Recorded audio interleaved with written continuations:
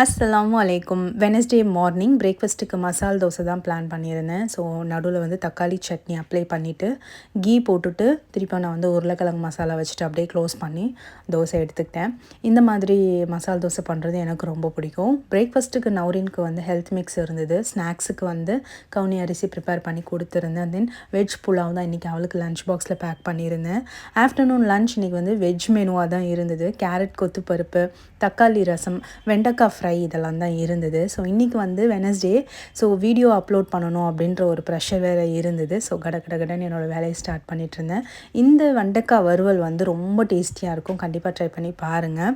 So வெண்டைக்காய் இந்த மாதிரி கட் பண்ணிவிட்டு உப்பு, மஞ்சள்தூள், மிளகாய்த்தூள், அரிசி மாவு, கூடவே கடலை மாவு, சோம்பு போட்டு மேரினேட் பண்ணி வச்சிடணும். அதுக்கப்புறம் லைட்டாக தண்ணி தெளித்து பக்கோடா போடுற மாதிரி நல்லா ஆயிலில் வந்து ஃப்ரை பண்ணி சர்வ் பண்ணோம் அப்படின்னா அவ்வளோ டேஸ்டியாக இருக்கும். கண்டிப்பாக ட்ரை பண்ணி பாருங்கள். என்னோடய யூடியூப் சேனலில் லாங் வீடியோ இருக்குது, மறக்காமல் செக் பண்ணி பாருங்கள்.